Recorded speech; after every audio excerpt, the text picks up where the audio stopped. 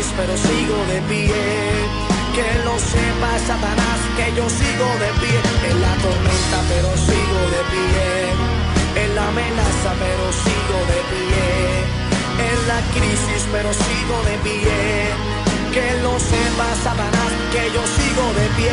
En pie de guerra, en pie de guerra, en pie de guerra, en pie de guerra, en pie de guerra, en pie de guerra. Yo estoy en pie de guerra. Ponte la armadura, vamos a conquistar. Recoge tu espada, vamos a batallar. Declara por tu boca, en pie de guerra voy a estar. Verás que esta batalla hoy la ganarás. Ponte la armadura, recoge tu espada. Ponte la armadura, no tires la toalla. Recoge tu espada, recoge tu espada. Declara por tu boca, en pie de guerra voy a estar. En pie de guerra, en pie de guerra, en pie de guerra, en pie de guerra. Decláralo, vamos. Aunque se levante Satanás, yo estoy en pie de guerra.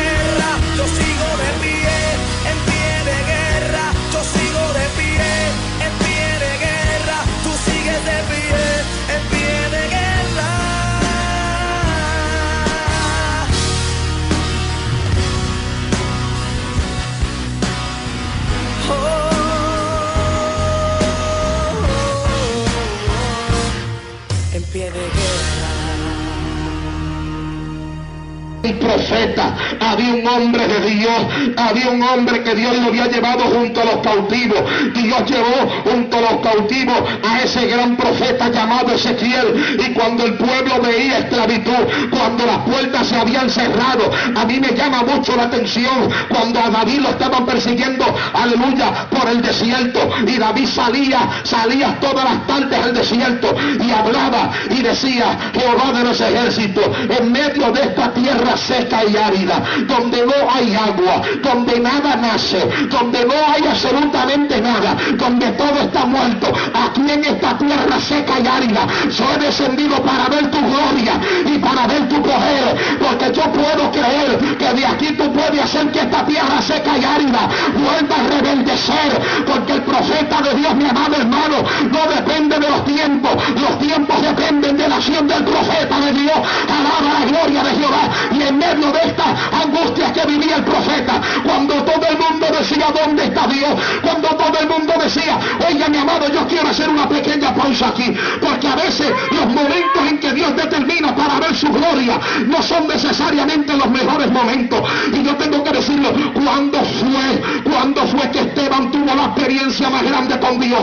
Dígame, la experiencia más grande que Esteban tuvo con Dios fue cuando estaba siendo apedreado, cuando él defendió la cruz de Cristo hasta el final. Y allí, cuando le estaban apedreando, que las piedras comenzaron a darle en su cara, él dijo: veo los cielos abiertos y veo al Hijo del Hombre sentado a la diestra del Padre Todopoderoso. Yo te aseguro a ti que él nunca había tenido una experiencia con Dios más grande que la que tuvo en el día malo. Cuando fue que Juan el discípulo amado, tuvo la experiencia más grande con Dios, no fue cuando dijeron: tiren a ese viejo a la isla por allá para que se muera, ya ese viejo no vale la pena ni matarlo. Y cuando echaron al viejo a morir, dice que el viejo oyó una voz que le dijo: escribe lo que ves. Y apareció un hombre vestido de blanco con un cinto que decía: Rey de Reyes y Señor de Señores. Y él dijo: el que se me apareció tenía los ojos como llama de fuego. La experiencia más grande que tuvo Juan fue en el día malo. ¿Cuándo fue que Daniel pudo ver el príncipe de Dios? No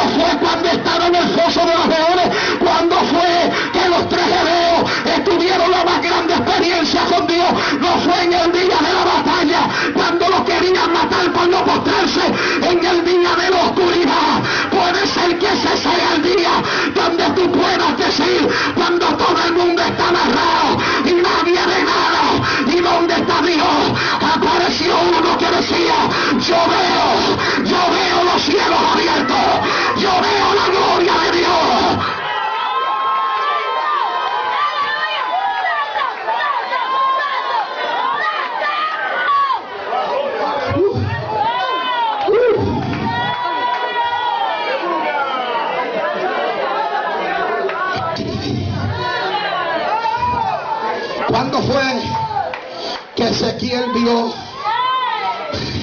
Cuando, mire hermano, escúcheme bien, Daniel no vio ni un cucubano.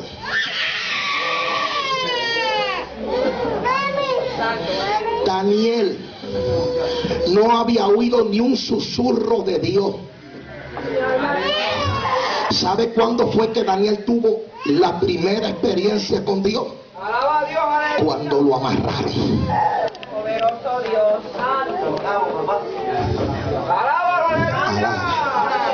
Oiga, hermano, y a veces el diablo quiere amarrar a uno. A mí me ha querido amarrar un montón de veces.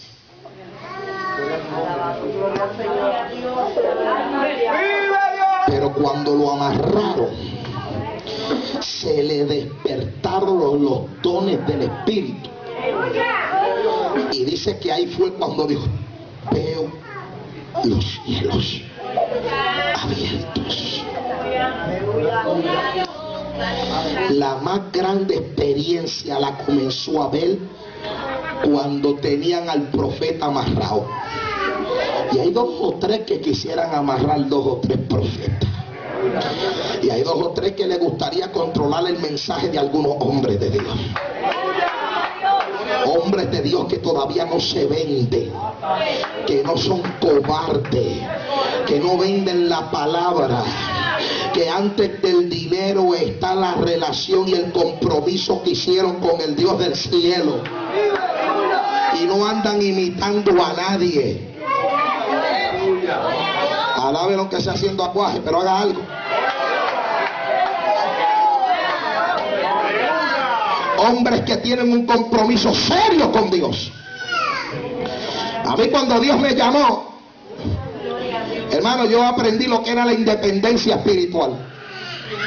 Yo no dependía de que yo oraba en la iglesia, pero oraba en casa también. Y ayunaba con la iglesia y ayunaba en casa. Y vigilaba en mi casa. ¿Y sabe desde qué día yo vigilo? Yo hace 15 años que vigilo todos los días.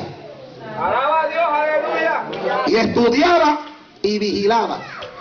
Y yo me gradué yo soy técnico de refrigeración, pero no me pongo a enfriar ni una nevera, porque a mí se me olvidó todo eso.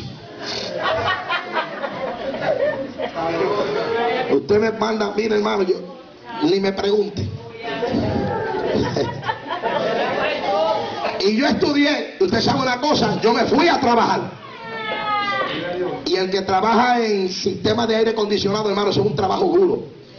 A mí yo trabajaba en los chillers, en las unidades gigantescas que enfrían moles completos, hospitales, una unidad gigante que enfría con unas máquinas de agua bien grandes. Esas unidades valen 1, 2, 3, 4 millones de pesos. Y yo me estaba especializando en eso, en chiller. Pero hermano, yo salía de ahí a predicar y de predicar a vigilar, y Dios hablándome, Dios hablando, hasta que mire, tuve que salir totalmente del trabajo por dirección de Dios, porque yo no podía realizar todo a la misma vez. Pero cuando Dios, hermano, llama a uno, el hombre de Dios que Dios llama, tiene que ser un hombre, hermano, comprometido con Dios, y tiene que ser un hombre vertical. Cada ministerio tiene lo suyo. Cada ministerio tiene lo suyo. Y Dios te dio algo a ti, por eso que cada ministerio es original. Hermano, la unción no se imita. No hay manera de imitar la unción. La unción no es algo que se imita, la unción es algo que se porta. ¿Usted me está entendiendo? ¿Y por qué tiene esa cara tan larga como una guira? La unción no se... Usted puede imitar los movimientos de un predicador, los pasos, los dichos, ¿verdad? Y usted puede imitar un montón de cosas, pero la unción no hay manera de imitarla. Alaba a Jehová. La unción se porta. ¿Y cómo usted porta unción? Buscando el rostro de Dios en espíritu y en verdad, y pagando el cuco. ¿Sabe cuál es el cuco? Pagando el precio. Porque hay muchos que quieren unción sin pagar precio. Y desde que yo encontré esa experiencia con Dios, yo empecé a buscar a Dios en espíritu y en verdad. Y me encerraba, y oraba, y ayunaba, y buscaba a Dios, y me sometía a Dios, y vivía la palabra. Y a veces agarraba un galón de agua, ¿y sabe lo que yo hacía? Me voy para el monte y a los 3 días bajo, con un galón. A los 3 días bajaba. Usted sabe, y la gente decía, pero ven acá, ¿de dónde tú sacaste esa opción de jugar pelota allá abajo? ¿Ah? Jugando pelota. Y lo más que me agita a mí, porque es que me agita. Alaba a Dios, aleluya. ¿Cómo hay gente? Eso no pasa en esta iglesia, eso pasa por allá abajo en otra. Alaba. ¿Cómo hay gente que no hacen